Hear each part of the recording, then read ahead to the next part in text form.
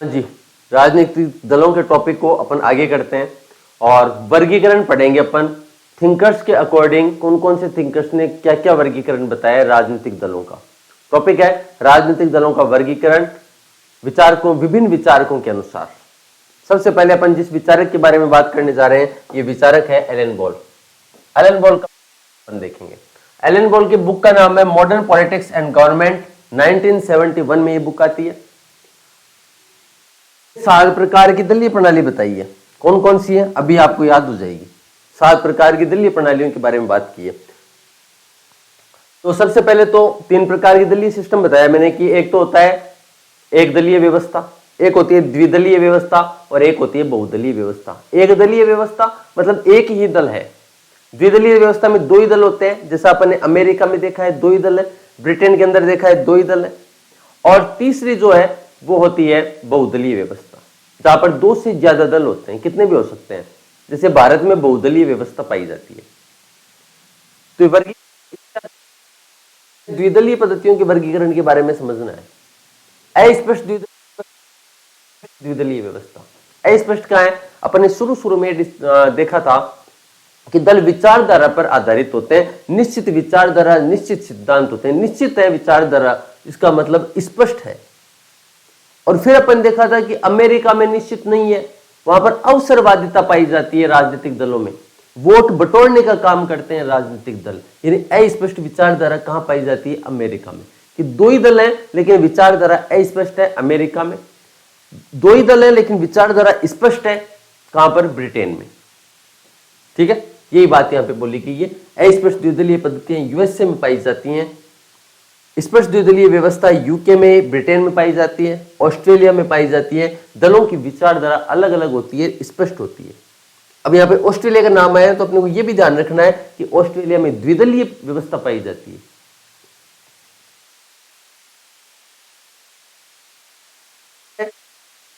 बहुदलीय पद्धति, कार्यवाह बहुदलीय पद्धति। अब द्विदलीय पद्धति के 2 प्रकार हो गए। ठीक है, जो बायपार्टी सिस्टम की बात करें अपन, यानी द्विदलीय व्यवस्था की बात करें, तो द्विदलीय व्यवस्था के 2 पॉइंट हो गए, स्पष्ट और अस्पष्ट।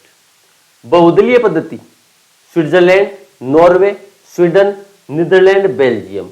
अब यहाँ पर कार्यवाह का मतलब है कि यहाँ पर बहुदल है लेकिन स्थिरता पाई जाती है। जैसे स्विट्जरलैंड में बहुदलीय व्यवस्था है लेकिन वहां पर एक बार जो सरकार आ गई है वो सरकार 4 साल के लिए रहेगी। भारत में भी बहुदलीय व्यवस्था है लेकिन अपने यहां स्थिरता नहीं पाई जाती है। कहां पाई जाती है, उसे कहा जाता है कार्यवाह बहुदलीय प्रणाली या स्थिर बहुदलीय प्रणाली। अस्थिर बहुदलीय पद्धति ये भारत में है, बहुदलीय व्यवस्था है लेकिन अस्थिरता है। भारतीयों को तो इटली पे वैसे इटली ज्यादा पसंद आता है भारतीयों को। सोनिया गांधी को भी लेकर के आए थे अपन इटली से ही। अस्थिर बहुदलीय पद्धति इटली में, भारत में पाई जाती है। बहुदलीय प्रणाली की 2 विशेषता तो अपन यहां देखिए, कार्यवाह यानी स्थिर और अस्थिर, 2 प्रकार की होगी, स्थिर बहुदलीय पद्धति और बहुदलीय व्यवस्था के भी 2 प्रकार हो गए। अब 3 प्रकार बच गए। तीनों प्रकार होंगे एक दलीय व्यवस्था के। द्विदलीय व्यवस्था के 2 प्रकार देखिए अपने, स्पष्ट अस्पष्ट। बहुदलीय के 2 प्रकार देखिए, स्थिर अस्थिर। और जो एक दलीय है उसके 3 प्रकार होंगे। पहला है एक दल प्रभावी दल पद्धति। दल तो बहुत सारे हैं लेकिन एक ही दल का प्रभाव रहा बहुत ज्यादा। 1967 तक भारत में कांग्रेस का प्रभाव रहा। मेक्सिको में मेक्सिको की पीआरआई पार्टी का प्रभाव रहा। जापान में लिबरल डेमोक्रेट पार्टी 1993 से पहले इसी का शासन था। उत्तरी आयरलैंड में 1927 से 1972 तक यूनियनिस्ट पार्टी थी। इन पार्टीज के नाम भी अपने ध्यान रखना। कई बार ऐसे प्रश्न आ जाते हैं कि एक तरफ तो देशों के नाम दे देंगे, पार्टी के नाम, फिर कहेंगे मैच करवाओ कौन से देश की है। तो ये जो फेमस होती है ना वही पूछेगा अपने को। उत्तरी आयरलैंड की पार्टी है अल्स्टर यूनियनिस्ट पार्टी, 1993 तक रही थी, ये 72 तक, 27 से 72, कितना लंबा शासन किया इसने, यहाँ देखो आप। और 1994 के बाद में दक्षिण अफ्रीका में नस्लवाद की नई नस्ल नीति आती है और नस्लवाद की समाप्ति हो जाती है। दक्षिण अफ्रीका में नस्ली आधार पर भेदभाव समाप्त कर दिया जाता है 1994 में। इसमें सरकार आती है African national Congress. African national Congress आज तक सत्ता में काबिज है। अल्जीरिया में 1962 से 1989 तक नेशनल लिबरेशन फ्रंट। ठीक है, तो ये एक दल प्रभावी दल पद्धतियां हैं। अपन बात करें आगे, एक दलीय पद्धति कहां पाई जाती है? जहां पर एक दल ही है, दल एक ही है।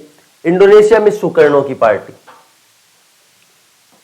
ये सुकर्णो वही है जो गुटनिरपेक्ष आंदोलन जब स्टार्ट हुआ था तो भारत भी इसका सदस्य था, गुटनिरपेक्ष आंदोलन का। सुकर्णो भी सदस्य थे उसी टाइम पर, यानी इंडोनेशिया भी सदस्य था। सुकर्णो राष्ट्रपति थे अमेरिका के। गाना में क्वामे एनाक्रुमा की पार्टी। इराक में सद्दाम हुसैन की बाथिस्ट पार्टी। ये एक दलीय पद्धतियों के उदाहरण है। इसमें विचारधारा नहीं होती है, दल में ही खींचातान चलती रहती है, विचारधारा को नहीं होती है इसमें। सर्वाधिकारवादी एक दलीय व्यवस्था। सर्वाधिकारवादी, सारे अधिकारों में हस्तक्षेप करने वाली सरकार को सर्वाधिकारवादी कहा जाता है। मतलब सामाजिक, राजनीतिक, आर्थिक क्षेत्र में नहीं, आपकी संस्कृति और परिवार के अंदर भी किस तरीके से रहना है, क्या पहनना है, क्या खाना है, ये भी डिसाइड जब राज्य करने लग जाए वो सरकार कहलाती है सर्वाधिकार। सारे अधिकारों में हस्तक्षेप। USSR, China, Cuba, Nazi, fascist, ये सर्वाधिकारी एक दलीय व्यवस्था है। इसमें विचारधारा महत्वपूर्ण होती है। वर्गीकरण पढ़ाया अपन ने एलन बोल का, तो एलन बोल 7 प्रकार का वर्गीकरण करता है, लेकिन 7 के साथ अपने को याद हो गए आराम से। तो द्विदलीय व्यवस्थाओं का है, 2 बहुदलीय व्यवस्थाओं का है और 3 वर्गीकरण है एक दलीय व्यवस्थाओं की। जीन ब्लोंडेल का वर्गीकरण।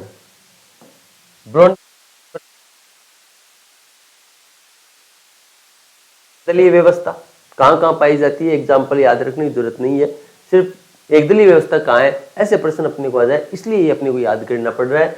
जीन ब्लोंडेल में याद नहीं कर रहे हैं अपन। एक दलीय व्यवस्था पाई जाती है यूएसएसआर में पाई जाती है। चाइना में एक ही दल था, क्यूबा एक ही दल है, वियतनाम, उत्तरी कोरिया, लाओस, इरिट्रिया। द्विदलीय व्यवस्था कहां है? UK, USA, Canada, Australia, Sri Lanka, यहां पर द्विदलीय व्यवस्था पाई जाती है। डाइदलीय व्यवस्था जर्मनी में है। डाइदलीय क्या होती है? 2.5 पार्टी सिस्टम जर्मनी में है। वैसे 2.5 पार्टी सिस्टम ऑस्ट्रेलिया और कनाडा में पाया जाता है। 2.5 पार्टी सिस्टम में क्या होता है कि अपन जैसे ही देखते हैं कि बहुमत प्राप्त होना चाहिए किसी पार्टी को। द्विदलीय व्यवस्था में बहुमत का मतलब 50% प्लस 1 मत आनी चाहिए, 50% ज्यादा वोट आना चाहिए। क्या होता है, 2 पार्टी होंगी जिनको 80% मत मिल जाते हैं,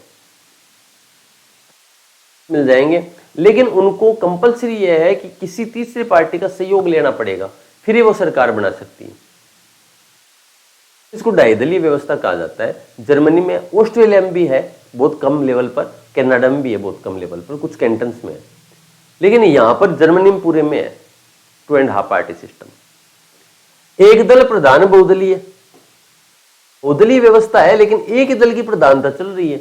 जैसे 1967 तक कांग्रेस भारत के अंदर, जापान की लिबरल डेमोक्रेटिक पार्टी। देखो बार बार ये नाम आ रहे, याद हो जानी चाहिए अपने को कौन सी पार्टी किस देश की है। ठीक है, दक्षिण अफ्रीका की कौन सी थी? अफ्रीकन नेशनल कांग्रेस, 1994 से लगातार बनी हुई सत्ता के अंदर। इसको कहा जाता है एक दल प्रधान बहुदलीय व्यवस्था। और 5वां है बहुदलीय योग प्रणाली। Switzerland, Norway, Sweden, Netherlands. इसमें क्या होता है, बहुत सारे दल होते हैं लेकिन सब दल मिलकर के सरकार बनाते हैं। जैसे स्विट्जरलैंड में कार्यपालिका में 7 लोग शामिल होंगे। अभी 7 के 7 लोग एक ही पार्टी से 2 व्यक्ति नहीं होंगे, 7 के 7 अलग अलग 7 पार्टी के होंगे। इन्हीं में से एक व्यक्ति अध्यक्ष बन जाता है, एक उपाध्यक्ष बना दिया जाएगा। अध्यक्ष 1 साल के लिए रहेगा और अगले साल जो उपाध्यक्ष है ना, अब वो अध्यक्ष बन जाता है। बहुदलीय योग प्रणाली। तो ये जो वर्गीकरण अपन ने देखा यहां पर जीन ब्लोंडेल का 5 प्रकार का, एक दल, द्विदल, कोई दिक्कत नहीं, बहुदल, डाइदल और एक दल, द्विदल, डाइदल, 3 तो ये हो गए। फिर बहुदल पे आ जाता है, एक दल प्रधान बहुदलीय व्यवस्था और लास्ट है बहुदलीय योग प्रणाली। तो ये 5 प्रकार बताता है जीन ब्लोंडेल। एक दल, 2 दल, डाइदल, फिर एक दल प्रधान बहुदल और फिर योग बहुदलीय प्रणाली। फिर आता है मोरिस डुवर्जर का वर्गीकरण। इंपॉर्टेंट है वर्गीकरण, डुवर्जर का फेमस है और डेफिनेशन है वो एडमंड बर्ग की फेमस। डुवर्जर वर्गीकरण करता है राजनीतिक दलों का, फ्रांस का था डुवर्जर। बुक इसकी इंपॉर्टेंट है, political parties their organisation and activity in modern state. 1963 में ये बुक आती है मॉरिस डुवर्जर की।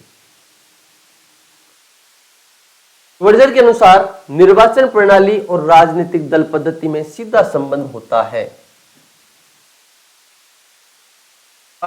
सिस्टम निर्वाचन प्रणाली द्विदलीय प्रणालियों को जन्म देती है, जैसे यूके और यूएसए में। First past the post system India में भी पाया जाता है। कहां पाया जाता है? लोकसभा के चुनाव में, विधानसभा के चुनाव में, और जो अपने लोकल बॉडीज के चुनाव होते हैं, ग्राम पंचायत और नगर निकायों के, इनके अंदर first past the post system पाया जाता है। प्रणाली को जन्म देती है, जैसे फ्रांस, इटली और स्विट्जरलैंड में। ऐसा डुवर्जर का मानना है, ठीक है। अब डुवर्जर वर्गीकरण किस तरीके से करता है वो अपने काम की चीज है, डेफिनेशन से इतने काम की चीज नहीं है, ये वर्गीकरण है। 3 आधार पर वर्गीकरण करता है। एक तो दल की साइज के आधार पर, सदस्य आकार साइज। दूसरा इसकी कार्यशैली संरचना के आधार पर, 4 प्रकार है, कोकस, ब्रांच, सेल, मिलिशिया।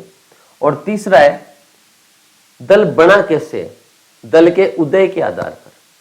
तो 3 प्रकार से वर्गीकरण करता है कौन? मॉरिस डुवर्जर। आकार के आधार पर एक तो कैडर पार्टी होती है, एक मास पार्टी होती है। कैडर पार्टी जो अभिजनों की पार्टी है, बड़े लोगों की पार्टी है।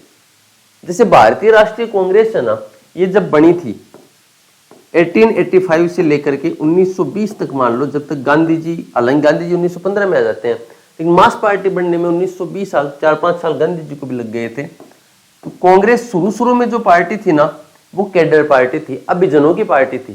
संख्या कम थी, और जो लोग थे भी ना, वो अभिजन लोग थे, अभिजात वर्ग के लोग थे, बहुत पढ़े लिखे इंटेलेक्चुअल टाइप के लोग थे।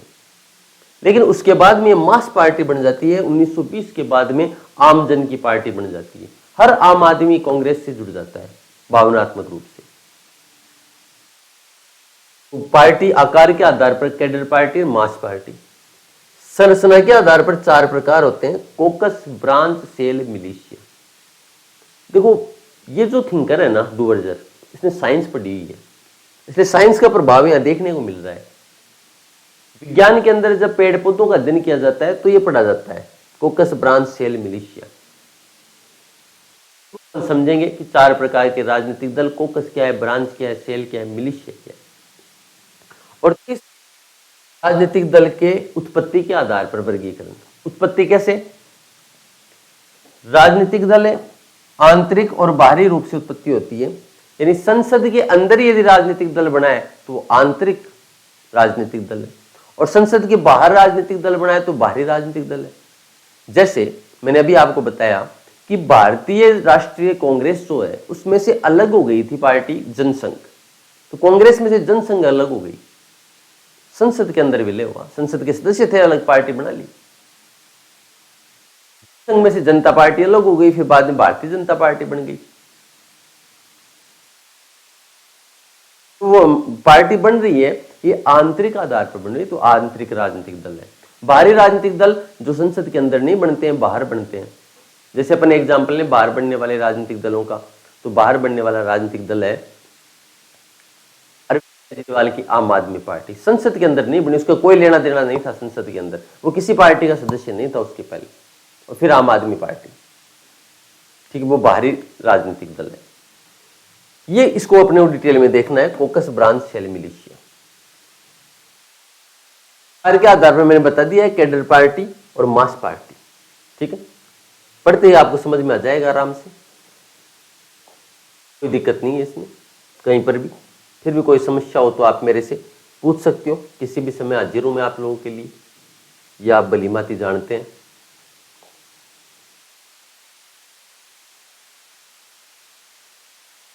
के आधार पर दल, रचना के आधार पर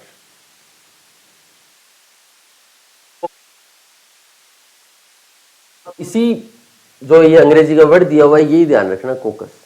कोकस क्या है? कैडर दल की तरह होते हैं। कैडर दल में क्या बोला था? कैडर दल जो है इसमें अभिजात वर्ग शामिल होता है, यानी जो बड़े लोग हैं ये शामिल होते हैं। जैसे भारतीय राष्ट्रीय कांग्रेस में गांधी जी की एंट्री के पहले 1920 से पूर्व जो कांग्रेस थी ना, इसमें बड़े बड़े लोग हैं, आम आदमी नहीं जुड़ा हुआ है, आम आदमी बड़े स्तर पर नहीं जुड़ा हुआ है। तो कैडर पार्टी के जैसे होता है कोकस दल। पहली बात, अमेरिका के जो दल है ये कोकस दल है। तो कोकस पाए जाते हैं अमेरिका में, यूएसए में। अमेरिका के दल है वो कोकस दल के जैसे हैं। यहाँ पर अभिजात वर्ग शामिल होता है, आमजन को ज्यादा मतलब नहीं होता है, वोट दे आते हैं, आ जाते हैं, ठीक है। आमजन के अधिकारों पे कोई बात आती है तो फिर आमजन बख्शता नहीं है, लेकिन यहां पर वैसे आमजन को कोई मतलब नहीं होता है ज्यादा। तो अमेरिकन दल जो है ये कोकस संरचना वाले हैं, इसमें काम करने वाले होते हैं फोकस दल में। लेकिन संपूर्ण नियंत्रण और सभी निर्णय एक छोटे से समूह के हाथों में होता है। मतलब जो भी निर्णय लिए जाएंगे वो ऊपर से नीचे की तरफ लिए जाते हैं, बहुत ज्यादा केंद्रीकरण पाया जाता है इसमें। जो भी निर्णय लिए जाएंगे वो ऊपरी स्तर पर लिए जाएंगे, ऐसा अमेरिका के दलों में होता है। कोकस का एकमात्र उद्देश्य होता है सत्ता प्राप्त करना। इसीलिए तो लॉर्ड जेम्स ब्राइस की कोटेशन पढ़ी अपन ने कि तो वैसे ही अमेरिका के राजनीतिक दल जैसे दो समान शराब की बोतलें हैं, उन पर लेबल अलग अलग लगा हुआ है। ब्रांच, शाखा दल, ऐसी शाखाएं फैली हुई होती हैं। ये मास दल के समान हो गया, यानी जन समूह इसके साथ में जुड़ा हुआ है, जन साधारण इसके साथ में जुड़ा हुआ है। इसमें निर्णय नीचे से लिए जाते हैं और ऊपर की तरफ जाते हैं। नीचे के लोग निर्णय लेते हैं। जैसे अपने यहाँ पर क्या होता है भारत में, वो नेता जो कि खुद नेताजी बन जाते हैं वो चुनाव हार जाते हैं, खुद के पोस्टर लगा देंगे, बड़े बड़े प्रचार प्रसार कर देंगे। लेकिन 5 गांव के आदमी मिले और उसने कहा कि इस वाले आदमी को अपन चुनाव लड़वाते हैं अपने क्षेत्र से, है कि हम इस व्यक्ति को हमारे क्षेत्र से चुनाव लड़वाते हैं, वो मास पार्टी है। नीचे के लेवल पर डिसीजन लिया गया है, ऊपर तक जा रहा है वो डिसीजन। अब वो निर्णय वो नहीं लेगा क्योंकि उन लोगों ने मिलकर के उसको जिताया है। निर्णय अब नीचे लिए जाएंगे और वो काम करेगा, ठीक है। तो वो क्या है? ब्रांच। पूरे देश में उसकी शाखाएं फैली हुई होती हैं, हमेशा सक्रिय रहते हैं ये। चयन निर्णय प्रक्रिया में शाखाओं की महत्वपूर्ण भूमिका होती है, निचले लोगों की महत्वपूर्ण भूमिका होती है, जैसे यूके की लेबर पार्टी और इंडिया में कांग्रेस। कोशिका पार्टी प्रत्येक जगह छोटी छोटी इकाइयों में फैली हुई होती है, विचारधारा के आधार पर संगठित होते हैं, गुप्त रूप से कार्य करते रहते हैं। साम्यवादी पार्टी है मार्क्सवादी पार्टी। साम्यवादी को नाम आते कार्ल मार्क्स, ये सब आपके दिमाग में आ जाना चाहिए। यानी प्रत्येक जगह छोटी छोटी इकाइयों में फैली हुई होती है, विचारधारा के आधार पर संगठित होते हैं, गुप्त रूप से ये कार्य कर रहे होते हैं। मान्य होता है यहाँ पर संपूर्ण व्यवस्था परिवर्तन की कोशिश सिर्फ चुनाव जीतने उद्देश्य नहीं होता है इनका। जबकि अपन ने पढ़ा भी, जो कोकस है उनका उद्देश्य क्या होता है? केवल सत्ता प्राप्त करना होता है, इनका उद्देश्य सत्ता प्राप्ति नहीं होता है। उदाहरण साम्यवादी पार्टियां और इटली की फासीवादी पार्टी, ये संपूर्ण व्यवस्था में परिवर्तन करना चाहती है। ये मिलिशिया, नागरिक सेना, लोगों को ही सेना के रूप में बना दिया, जैसा नाजीवाद, फाशीवाद, हिटलर और मुसोलिनी ने किया। गैर सरकारी सेना होती है, विरोधियों का सफाया करना एकमात्र उद्देश्य होता है। इनका बाकायदा ड्रेस कोड होता है और व्यक्ति पूजा इंपोर्टेंट होती है यहाँ पर। जैसे नाजी पार्टी जर्मनी की, फासी पार्टी कहाँ की? इटली की। हिटलर का तूफानी दस्ता, माओ की रेड आर्मी, यही है। जोसेफ ला पोलम्ब्रा, मायरन विनर का वर्गीकरण। तो डूवर्जर का जो वर्गीकरण अपन ने पढ़ा है, कोकस, ब्रांच, सेल, मिलिशिया, ये बहुत इंपोर्टेंट है। कोकस यूएसए से जुड़ा हुआ है, ब्रांच यूके से। कोकस, ब्रांच, सेल कोशिकाओं की तरह फैले हुए हैं। कोशिकाएं जैसे गुप्त रूप से अपना कार्य कर रहे हैं, अपने को पता ही नहीं है, वैसे ये गुप्त रूप से कार्य कर रहे होते हैं साम्यवादी, मार्क्सवादी। और मिलिशिया, मिलिशिया नागरिक सेना है, नागरिक सेना बना लेती है मिलिशिया, जैसे नाजीवाद, फाशीवाद ने किया जर्मनी और इटली में। अब बात करते हैं ला पोलम्ब्रा, मायरन विनर का वर्गीकरण।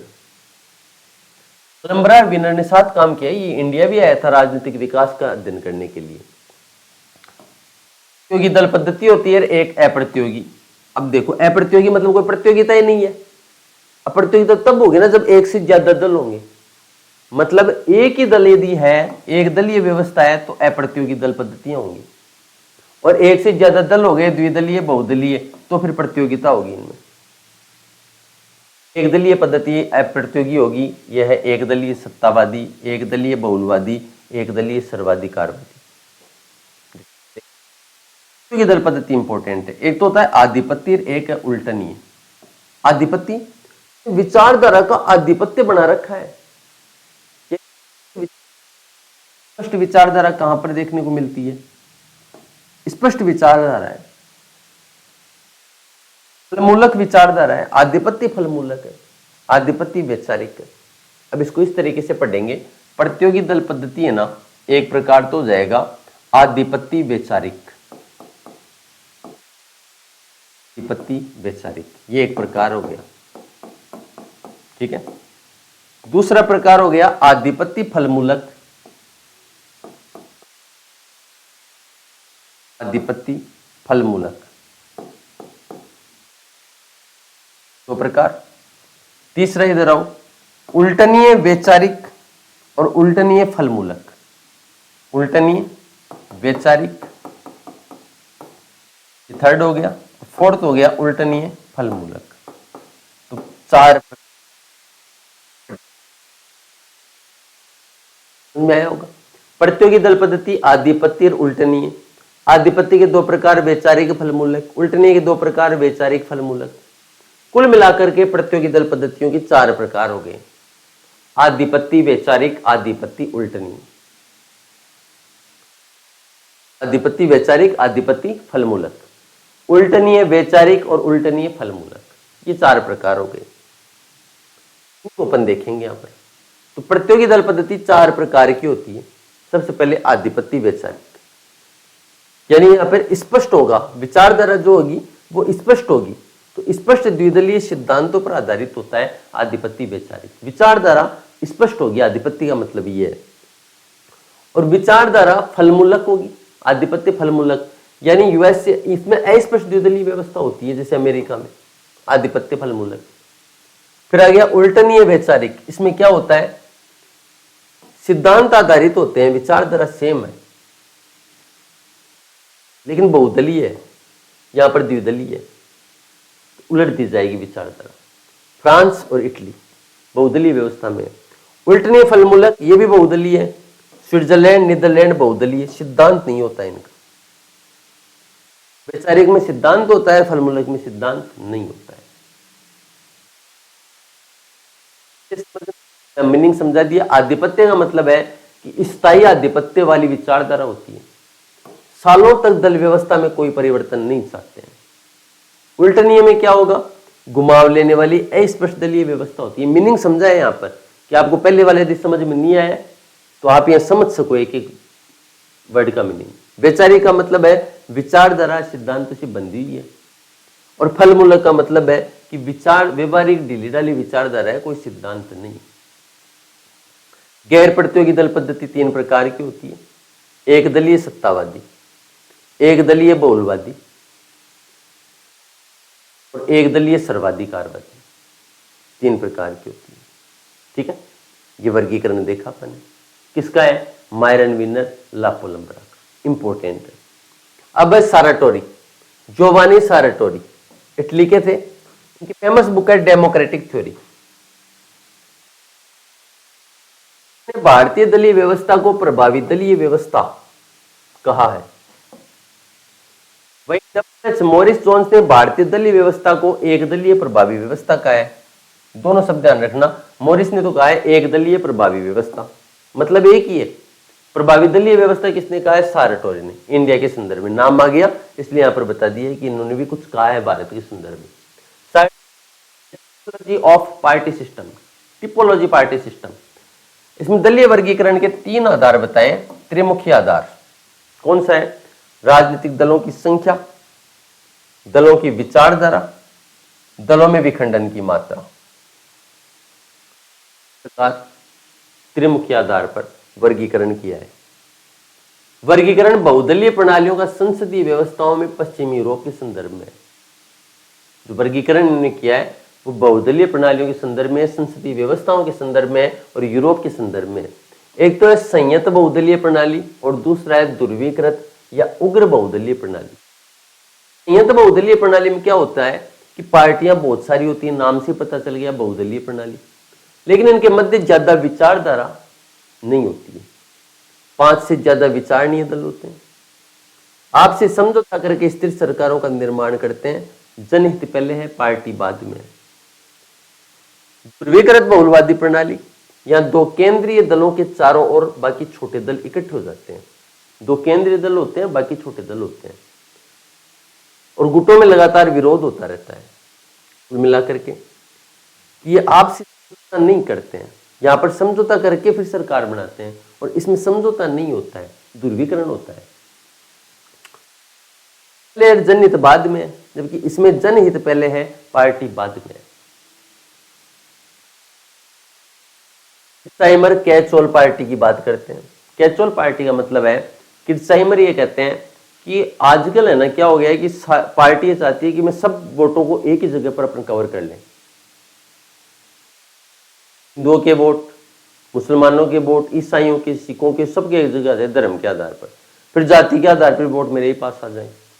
फिर कोई क्लास बटी हुई है समाज के अंदर, तो क्लास के आधार पर भी वोट मेरे ही पास आ जाए। तो पार्टी कैसी हो गई है? कैच ऑल पार्टी हो गई है। तो कैच ऑल पार्टी सिस्टम की बात करता है ओटो किर्चाइमर, बिग टेन थ्योरी देता है ये। वॉर के बाद पश्चिम यूरोप में सभी दलों में, इसी को समझा रहा है ये, इसको कि कैच ऑल पार्टी क्या है, सारी पार्टियां कैसे एक जगह पर आ गई, क्या कारण रहा इसके पीछे। तो सेकेंड वर्ल्ड वॉर के बाद में पश्चिम यूरोप में सभी दलों में वैचारिक, सैद्धांतिक और विचारधारात्मक विभाजन न्यूनतम होता जा रहा है।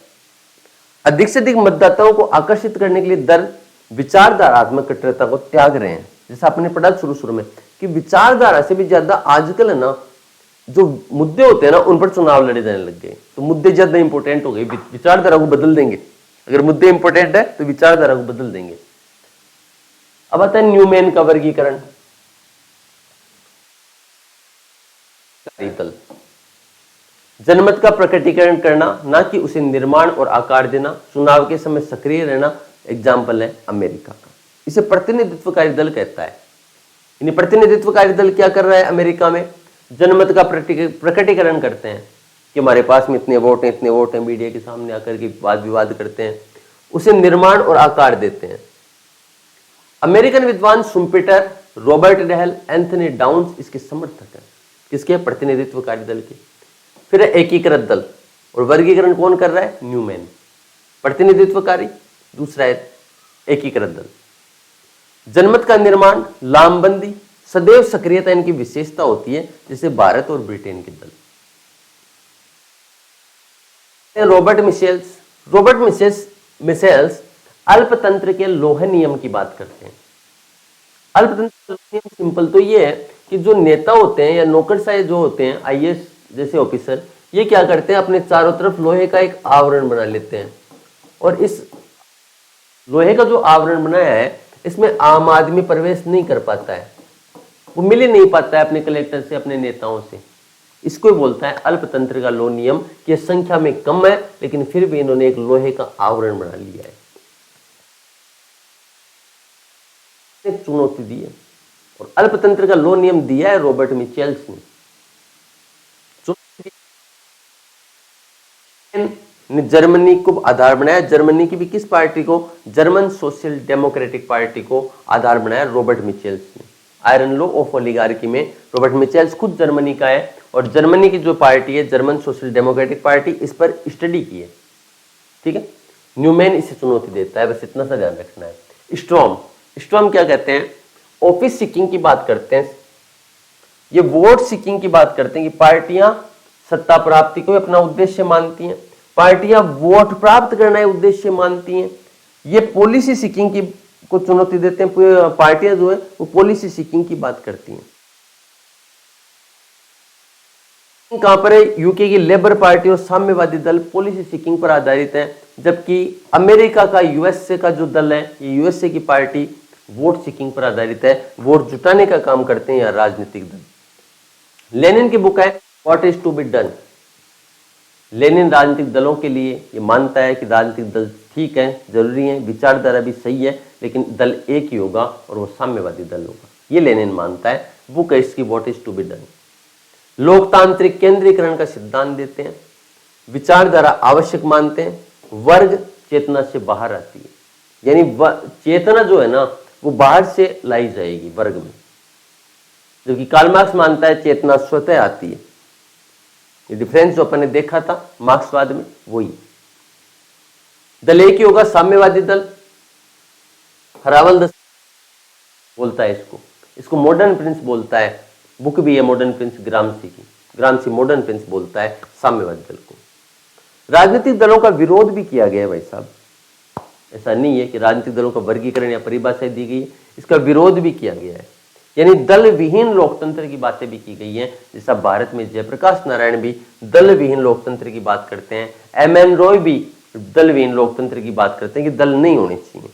और कौन लोग हैं जो दल विहीन लोकतंत्र का समर्थक है? जॉर्ज वाशिंगटन जो कि अमेरिका के पहले राष्ट्रपति रहे, इन्होंने भी दल विहीन लोकतंत्र की बात कही है। इसके अलावा जेफरसन अमेरिकी क्रांति के जनक माने जाते हैं, हैमिल्टन और मेडिसन, ये चारों अमेरिका के हैं, अमेरिकी क्रांति से जुड़े हुए विचारक हैं। वॉशिंगटन, जेफरसन, हैमिल्टन, मेडिसन, ये चारों के चारों दल विहीन लोकतंत्र के समर्थक हैं।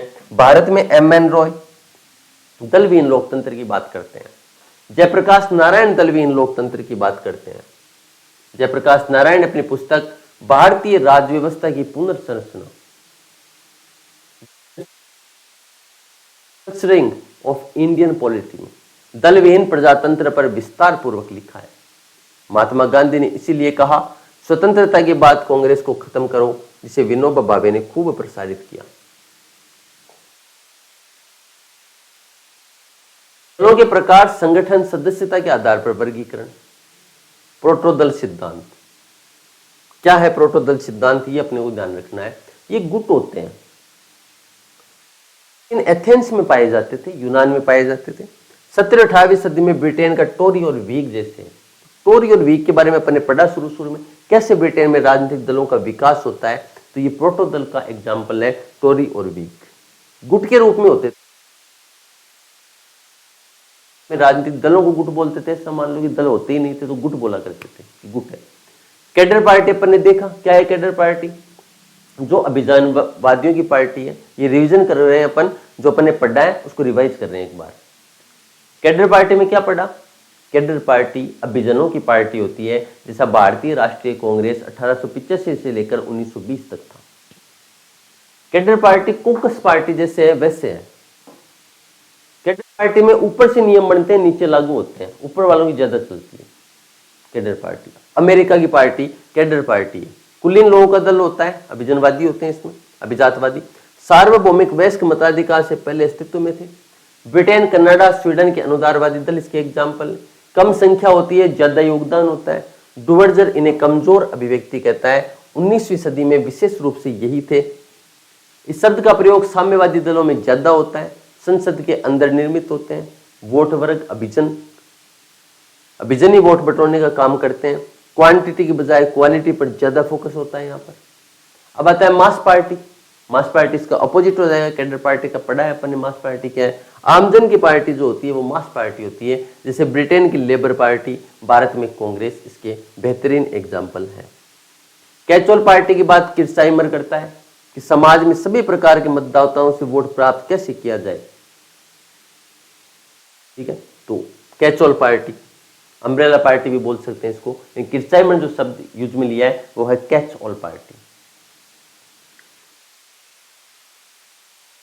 कार्टेल दल ये पहली बार आया अपने सामने। कार्टेल दल की बात करते हैं कॉर्ट्स और पीटर मेयर। ऐसे दल पेशेवर राजनीतिज्ञों द्वारा संचालित होते हैं।